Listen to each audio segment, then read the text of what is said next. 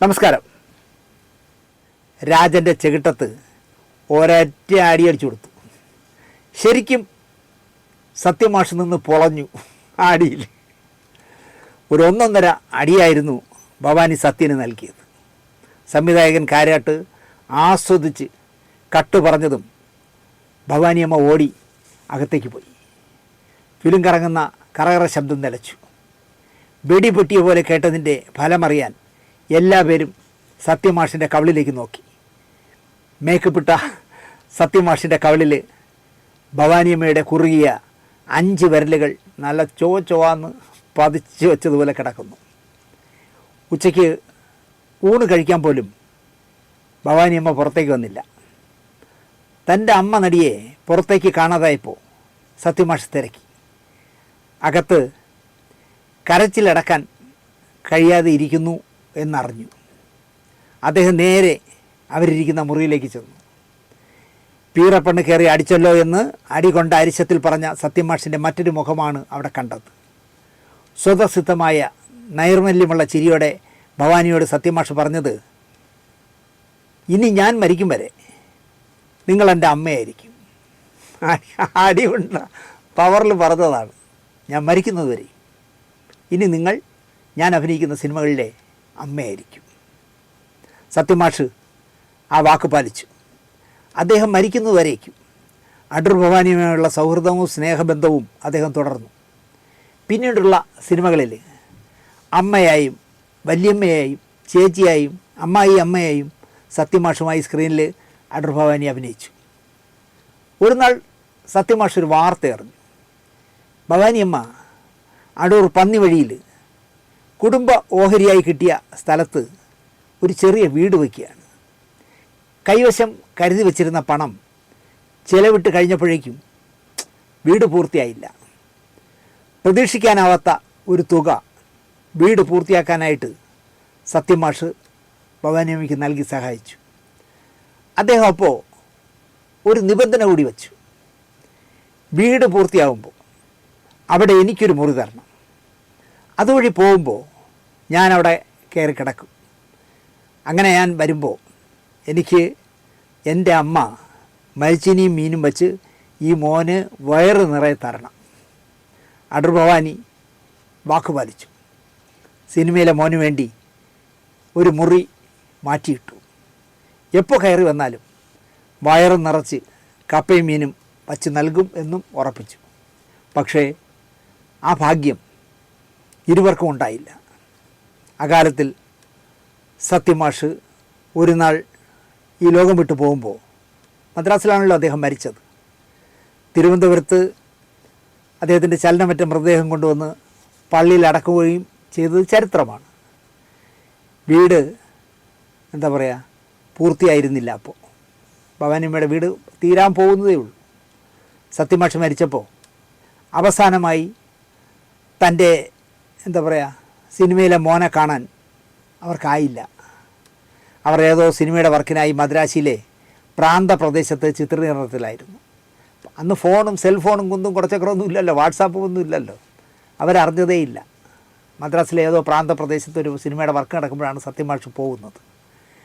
അടൂർ ഭവാനിയുടെ അവസാനം വരെ സത്യമാഷ് എന്ന മനുഷ്യ സ്നേഹിക്കായി അവർ നിർമ്മിച്ചു വെച്ച മുറി ഒരു പൂജാമുറി പോലെ അവരുടെ അവസാന കാലം വരെയും അവർ സൂക്ഷിച്ചു ആ മുറിയെ.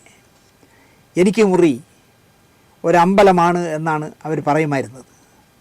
തനിക്ക് ലഭിച്ച പുരസ്കാരങ്ങളും ഷീൽഡുകളുമൊക്കെ ആ മുറിയിൽ നിരത്തി വെച്ചു അവർ.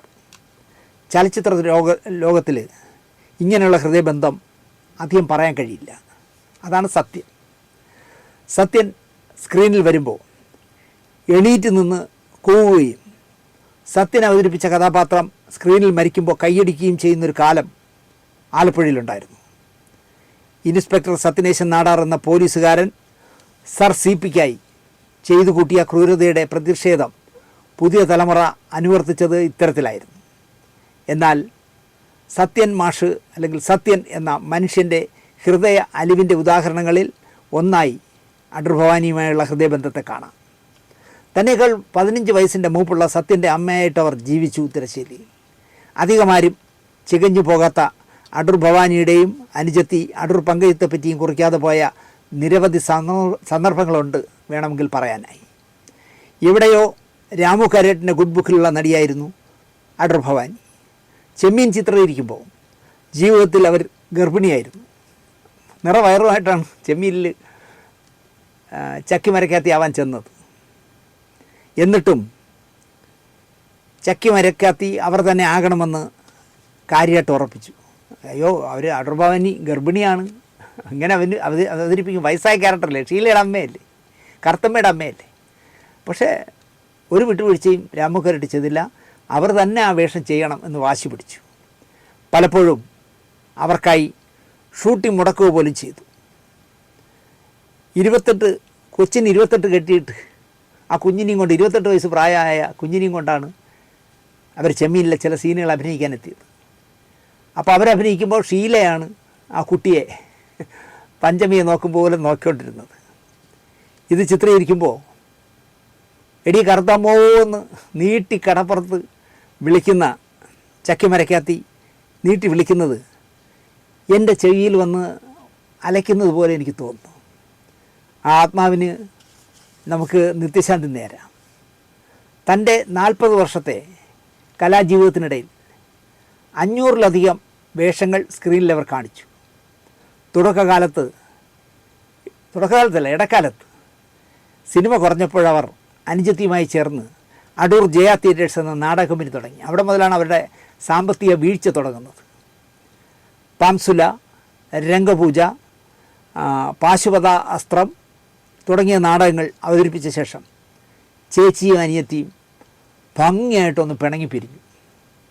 പിന്നീട് മാത്യു എന്നൊരാളുമായി ചേർന്ന് അടൂർ മാതാ തിയേറ്റേഴ്സ് തുടങ്ങി. പീനൽ കോഡ്, ചക്രവർത്തിനി, പാഠമെന്ന്, അന്യായം എന്നീ നാടകങ്ങൾ മാതാ തിയേറ്റേഴ്സ് അവതരിപ്പിച്ചു. കൊട്ടാരക്കര ശ്രീധരൻ നായരും എസ് പി പിള്ളയും തൊടുപുഴ വാസന്തിയും അടൂർ ഭവാനിക്കൊപ്പം ഈ പറയുന്ന മാത്യു മാറ്റി തുടങ്ങിയ മാതാ തിയേറ്റേഴ്സിലെ നാടകങ്ങളിൽ അഭിനയിച്ചു. നാടക ട്രൂപ്പ് ഭവാനിയുടെ കൺട്രോളിൽ നിന്നില്ല, നഷ്ടത്തിലേക്ക് കൂപ്പുകുത്തി. പിന്നെയും നാടകത്തിൽ മുഖ്യവേഷം നൽകാമെന്ന ഓഫർ വന്നുവെങ്കിലും ഭവാനിയമ്മ അത് സ്വീകരിച്ചില്ല. വീടിനുള്ളിൽ നല്ലൊരു വീഴ്ച വീണ് നട്ടലിന് ക്ഷതം ഏൽക്കുന്നതുവരെ അവർ ക്യാമറയ്ക്ക് മുന്നിൽ നിന്നു. 1/2 നൂറ്റാണ്ടോളം ക്യാമറയ്ക്ക് മുന്നിൽ നിന്ന ഭവാനിയമ്മ അവരുടെ അവസാന കാലം ശുഭകരമായിരുന്നില്ല.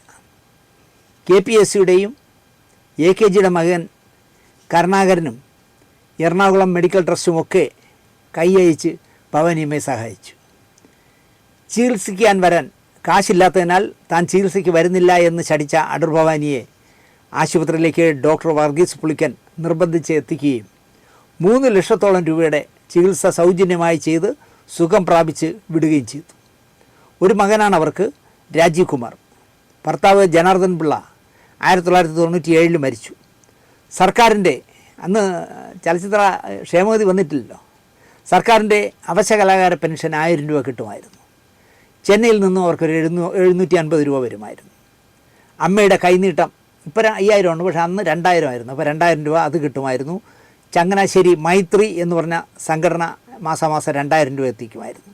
അവസാന കാലത്ത് ഇതൊക്കെയായിരുന്നു ഭവാനിയമ്മയുടെ വരുമാനം. ഒരിക്കൽ മധുസാറ് മോശമല്ലാത്തൊരു തുക നൽകി സഹായിച്ചു. നടൻ നമ്മുടെ പ്രിയപ്പെട്ട MG സോമേട്ടൻ്റെ ഭാര്യ സുജാത തിരുവല്ലയിൽ നിന്നും ഇടയ്ക്കിടെ ചെന്ന് അടൂര് ചെന്ന് ഭവാനിയമ്മയെ കാണുമായിരുന്നു. എല്ലുപൊടിയുന്ന രോഗമായിരുന്നു അവസാന കാലം ഭവാനിയമ്മയെ ശരിക്കും തളർത്തിയത്. 82ാമത്തെ വയസ്സിൽ 2009 ഒക്ടോബർ 25 ഞായറാഴ്ച ചക്കി മരക്കാത്തി അവസാനമായി കണ്ണടച്ചു. ഒരു JC ഡാനിയൽ പുരസ്കാരത്തിന് അടൂർ ഭവാനി അർഹയല്ലേ എന്ന് ഞാൻ പലപ്പോഴും ആലോചിച്ചിട്ടുണ്ട്. ഒരു സംഗീത നാടക അക്കാദമി അവാർഡിന് ഈ കലർപ്പില്ലാത്ത താരം അർഹയല്ലേ എന്നും ഞാൻ ആലോചിച്ചിരുന്നു.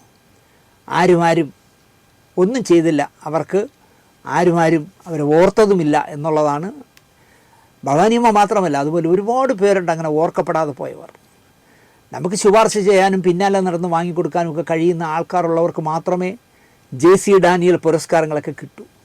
ഇപ്പോൾ JC ഡാനിയൽ അവാർഡ് പ്രഖ്യാപിക്കും ഏറ്റവും അടുത്ത സമയത്ത്. നിങ്ങൾ നോക്കിയോളൂ, ഈ പറഞ്ഞതുപോലുള്ള അർഹതപ്പെട്ട പാർശ്വവൽക്കരിക്കപ്പെട്ടു പോയ ഒരാളിനും കോൺഗ്രസ് ഭരിച്ചാലും കമ്മ്യൂണിസ്റ്റ് ഭരിച്ചാലും ഇനി നാളെ ഒരു കാലം BJP വന്നാലും കൊടുക്കില്ല. അത് കൈപ്പറ്റാൻ നല്ല കൈക്കരുത്തും മെയ്ക്കരുത്തുമുള്ള ആൾക്കാർ അത് അടിച്ചുകൊണ്ട് പോകും എന്നുള്ളതാണ് സത്യം. ഈ നോക്കിക്കോളൂ, ഇത്തവണ അവാർഡ് പ്രഖ്യാപിക്കുമ്പോൾ ആർക്കായിരിക്കും? എൻ്റെ മനസ്സിലൊരാളുണ്ട്, ആ ആളിനായിരിക്കാം, ഒരു സൂപ്പർ താരത്തിനായിരിക്കാം നൽകുന്നതെന്നാണ് എൻ്റെ വിശ്വാസം. കാരണം കഴിഞ്ഞ 2-3 വർഷമായിട്ട് എന്നെ പോക്സോ കേസിൽപ്പെടുത്തിയ മഹാൻ ചെയർമാനായിരുന്ന കാലം മുതൽ ഒരു സൂപ്പർ താരത്തിനെ സുഖിപ്പിക്കാനായിട്ട് ഇടതുപക്ഷ സർക്കാരിൻ്റെ ആളുമാണ്. കൊടുക്കാനുള്ളൊരു ആലോചന 3-4 വർഷം നടത്തിയതാണ്. പലരും പൊളിച്ചത് കാരണം അത് നടന്നില്ല. ഈ വർഷം ആർക്കാണെന്നെങ്കിൽ നിങ്ങൾ ആലോചിച്ച് നോക്കൂ. ഒരുപാട് അനാരോഗ്യ പ്രശ്നങ്ങളും പ്രായത്തിൻ്റെ അസ്കിതയും ഒക്കെയുള്ള എസ് ജാനകിയെപ്പോലെ പി സുശീലാമ്മയെ പോലുള്ള ഒരാളിനും JC ഡാനിയൽ അവാർഡ് കൊടുക്കില്ല. പകരം സാംസ്കാരിക വകുപ്പ് മന്ത്രിയെയും സാംസ്കാരിക സെക്രട്ടറിയെയും മുഖ്യമന്ത്രിയെയൊക്കെ ചിങ്കി അടിച്ച് നടക്കുന്നവർക്കേ കൊടുക്കൂ. അതുകൊണ്ടാണ് അടൂർ ഭവാനിമാർക്ക് ഇത് കിട്ടാതെ പോകുന്നത്. ഞാൻ കൂടുതൽ പറയുന്നില്ല, കാരണം ഭവാനിയമ്മയെക്കുറിച്ച് പറയുന്ന പരിപാടിയിൽ സർക്കാരിൻ്റെ ഇത്തരം ചെയ്തികളെക്കുറിച്ച് പറയുന്നത് ശരിയല്ല. കരയുന്ന പിള്ളയ്ക്കേ പാലുള്ളൂ എന്ന് പണ്ടുള്ളവർ പറയും. ഇവിടെ കരയുന്ന പിള്ളയ്ക്കല്ല, വയറ് നിറച്ചുറങ്ങുന്ന പിള്ളയ്ക്കേ അവാർഡുകൾ കൊടുക്കൂ. ഇത്രയും പറഞ്ഞുകൊണ്ട് ആ അനശ്വരയായ കലാകാരിക്ക് ഭവാനിയമ്മയ്ക്ക് ഹൃദയത്തിൽ തൊട്ട് ആത്മാഞ്ജലി അർപ്പിച്ചുകൊണ്ട് നിർത്തുന്നു. നന്ദി, നമസ്കാരം.